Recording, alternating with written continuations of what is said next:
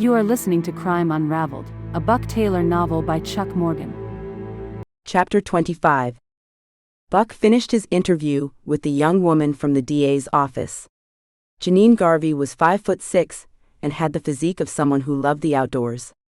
Her brown hair was shoulder length, and she kept it loose so it framed her face. If you met her on the street, you would have thought she was a college student, but Buck had seen her in court, and he knew she was a tough, no-nonsense prosecutor who loved her job. He had seen her take on older defense attorneys with years more of experience and tear them up. She was well respected, and she took the shooting investigation seriously. For the hour she interviewed Buck, she asked pointed and direct questions and pushed for answers if she thought Buck was evasive. When she asked Buck why he hadn't called for the evacuation of the daycare center like he did with the cafe, he had to look deep into his soul to find the answer. The truth was, he was so involved in watching the guy with the bomb that he never noticed the daycare center. Navy pilots landing on aircraft carriers call it target fixation. This happens when you are so focused on the target, you don't notice what's happening around you. The mountains are littered with plane wrecks from pilots so focused on their instruments that they never saw the mountain in front of them. His conversation with Janine and those moments of soul-searching left him wondering if he was getting too old for this job. There was no excuse for not seeing the daycare center. He walked out of the interview room, and Bax was sitting in the chief's office waiting for him. She walked to the door as he approached. He glanced over as Paul stepped out of the second interview room and walked over. "You good?" he asked. "Yeah. All good. I answered all their questions, and now it's up to the science." "It was a good shoot, Paul," said Chief Molina. "State Patrol Bomb Squad found 4 more sticks of TNT in the backpack. Would have made a hell of a mess." Paul nodded and picked up his backpack from an empty desk. "I'll head back to Grand Junction and run background on him." He pointed to the interrogation room. "And his partner. Got the names from the coroner." He stepped away and headed out of the building. Bax looked at Buck. "He okay?" "Yeah. Paul does a lot of soul-searching after something like this. He'll be fine once he gets home and hugs his wife and kids." He spotted Janine coming out of the interview room and waved her over. "What's up, Buck?" she asked. "Can your partner handle the rest of the interviews for the shooting? I'd like you to sit in on the interview with the guy who was driving the truck." "No problem, Buck. You want to give me some background on what this was all about?" They stepped into the chief's small office and closed the door. Buck told her about the cause of the rockslide, the dead geologist, the dead wife, and the missing geologist. She sat on the edge of the desk and listened, her mouth agape. "Is this why the governor is holding a press conference this afternoon?" "Yeah," said Buck. "I only told him our final thoughts this morning." "Shit, Buck. Who the hell would have the resources to carry something like this off?" Buck smiled. "That's what I hope this interview will tell us." She nodded, set her shoulder bag on the floor, and pulled out a notebook and a small digital recorder. "Okay, Buck. Let's see if we can answer some questions." They opened the door and walked towards the interview room. Bax and the chief followed and stopped at the one-way window, and the chief turned on the cameras and the recording equipment. Buck handed his pistol to Bax, and he and Janine stepped into the interview room. Buck had been in many interview rooms during his long time in law enforcement, and this room was not as intimidating as some. The walls were painted a light pastel blue, the chairs were padded, and instead of a cold stainless steel table, this table was wood. The room had been designed to make people more comfortable, except for the handcuff bolt that was anchored to the table. Rodney Tubin was talking to his attorney when they walked in. Buck introduced Janine and himself, and they took seats on the opposite side of the table. The lawyer turned on his recording device, as did Janine. "Robert Crawley," said the lawyer. "I'll be representing Mr. Tubin. Ms. Garvey.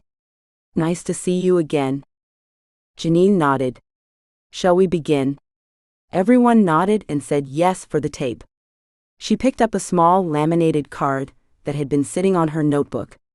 "Mr. Tubin, I am going to read you your rights. She read the Miranda warning from the card, and then set it aside. Do you understand your rights, Mr. Tubin? Rodney nodded. Please answer for the tape, sir, she said. Rodney answered with a soft yes, and she looked at Buck. Rodney, he said. May I call you Rodney? Rodney nodded, looked at Janine and said, yes. Rodney, were you aware that? He looked at the paper Bax had handed him when he handed her his pistol. That Henry had an explosive device with him this morning? No. Do you know why he might have had the explosives with him? No. Rodney, do you know where Henry got the explosives? Rodney looked at the lawyer, who nodded. Probably from the shop, but it's against the rules.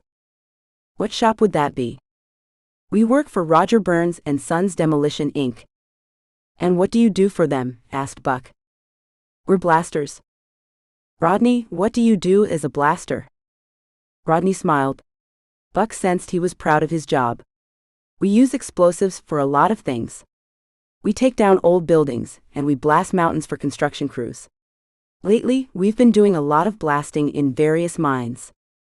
Buck asked Rodney about his background, and how he and Henry came to be blasters.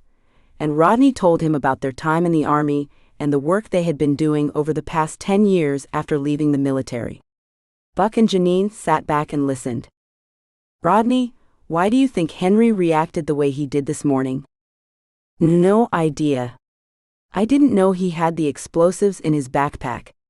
It was a stupid thing to do. There was a tap on the window behind Buck, and he excused himself and walked over to the door. Bax handed him another piece of paper, and he closed the door and sat down. He read the paper, and handed it to Janine. She read it, and set it on the table. Rodney looked nervous. Rodney, do you know why you were stopped this morning? No, sir. We were just eatin' breakfast. Weren't botherin' nobody.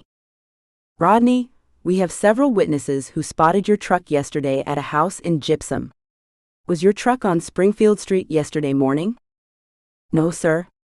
Rodney started to sweat, and looked at his attorney. Agent Taylor, said the attorney. What's this all about? Your truck is pretty distinctive, wouldn't you say? It's just a truck, said Rodney. Rodney, a woman was murdered yesterday morning on Springfield Street. Beaten and murdered. The lawyer jumped up. Ms. Garvey? What's going on here? Mr. Crawley, said Janine. Your client and his partner were seen leaving a house that belonged to Jack Mortensen. Mr. Mortensen is missing, and his wife was murdered. Then why aren't you looking for the husband? Asked the attorney. You know what they say. Janine interrupted. Yes, I do know what they say about husbands killing wives, but that doesn't explain why there is blood spatter matching the victim on your client's work boots. She slid the paper across the table, and the attorney picked it up and read it. He put it down and grabbed Rodney's arm to pull him closer.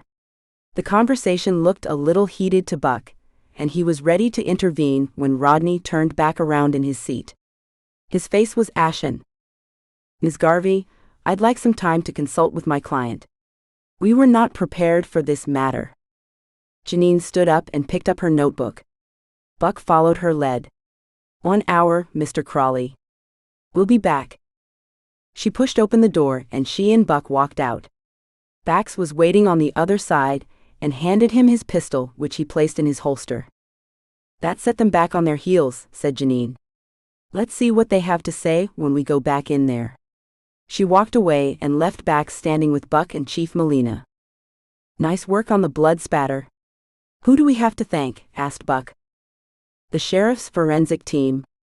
They were able to match the blood type at the hospital and got it back to us right away. They did say the blood is degraded from dust and dirt, and the DNA might be tough, but the blood type matches Mrs. Mortensen. They sent it to the state crime lab to see if Max's team can do anything more with it. Good work, Bax. Something else, said Bax. I'm down to 2 SUVs from our list. I have Aurora PD checking on one registered to a man there, and the other is a fleet vehicle registered to Velasquez Mining.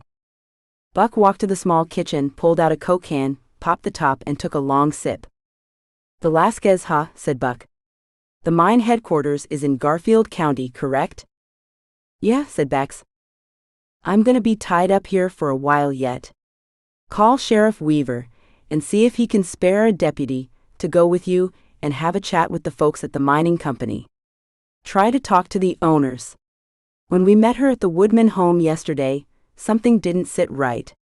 See what they can tell you about the SUV. No worries, Buck. She walked away, grabbed her backpack from the chief's office and pulled out her phone as she left the office. You think Velasquez Mining had something to do with the rockslide and the murders? Asked Chief Molina.